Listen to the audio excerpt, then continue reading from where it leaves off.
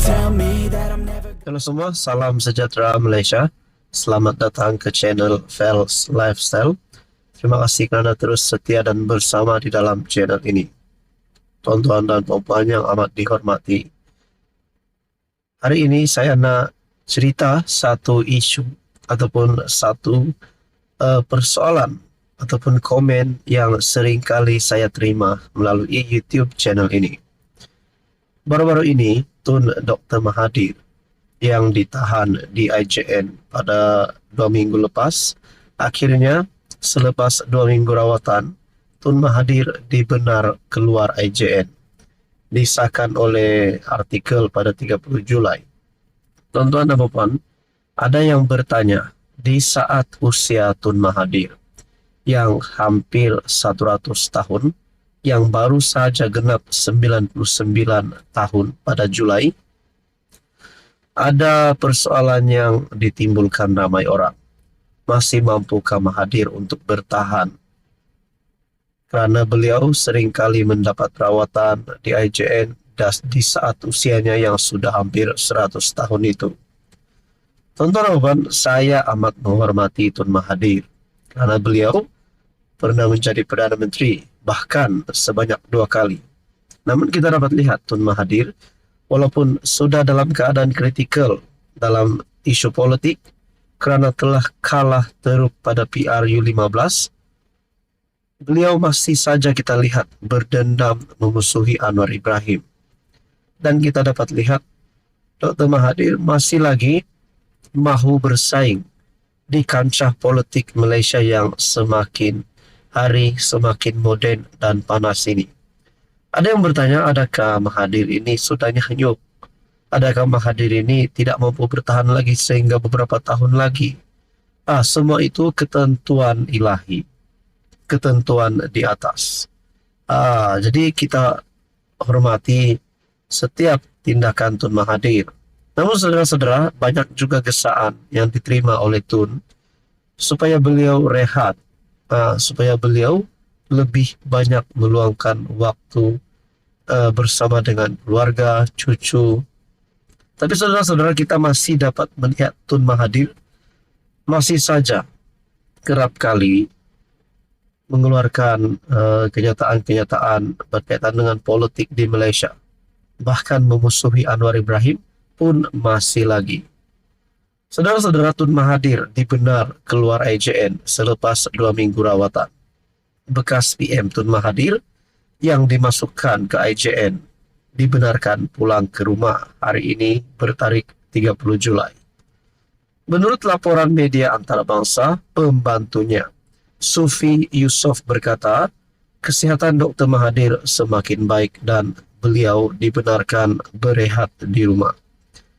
Syukur kesihatan Tun Mahathir semakin baik.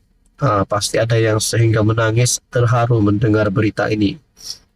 Terdahulu Kosmo melaporkan Dr. Mahathir dimasukkan ke IJN pada 15 Julai kerana batuk 5 hari selepas ulang tahun kelahirannya yang ke-98. Kali terakhir beliau mendapat rawatan di IJN adalah pada Januari lalu akibat masalah jangkitan dan dibenarkan keluar pada Mac. Untuk rekod, Dr. Mahathir yang mempunyai sejarah masalah jantung pernah menjalani pembedahan pintasan jantung pada 1989 dan 2007. Teman-teman, kita doakan saja yang baik-baik untuk Tun Mahathir. Halo semua, salam sejahtera Malaysia, tuan-tuan dan puan.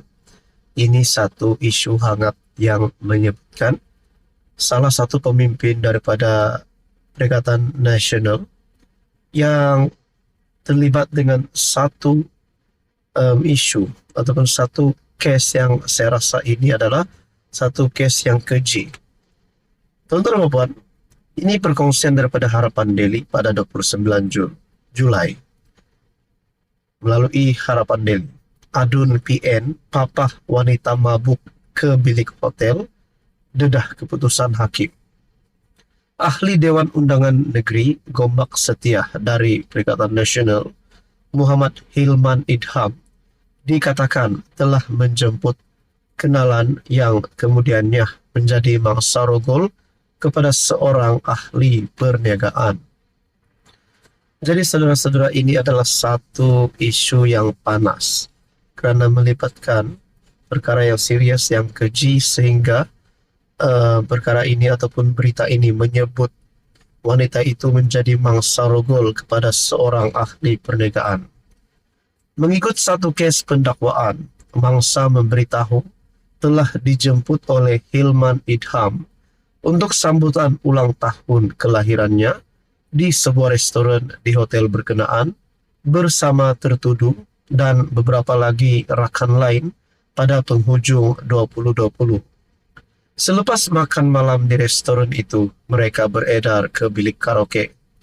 Walau bagaimanapun, melihat keadaan mangsa yang mabuk, tertuduh mencadangkan bilik hotel di tempat untuk menempatkan wanita tersebut. Hilman yang merupakan wakil rakyat dari Bersatu dilapor telah memapa mangsa ke bilik bersama tertuduh dan 3 lagi individu.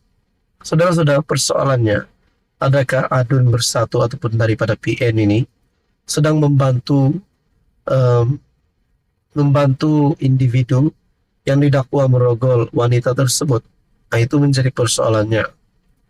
Setelah terjaga jam 4.30 pagi 5 Desember 2020, mangsa menyadari dalam keadaan bogel.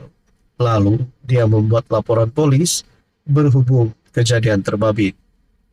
Berdasarkan pertuduhan pindaan, Muhammad Zul Fahimin Madzir 40 didakwa merogol seorang wanita berusia 35 tahun di sebuah bilik hotel di Sri Hartamas pada jam 1 hingga 3 pagi 5 Desember 2020. Pertuduhan dibuat mengikut Section 376 dalam kurungan 1 Kanun Perseksaan. Ekoran itu tertuduh juga bapa kepada 3 anak itu dijatuhi hukuman penjara 13 tahun dan 2 sebatan oleh Mahkamah Session KL pada 31 Mei lalu.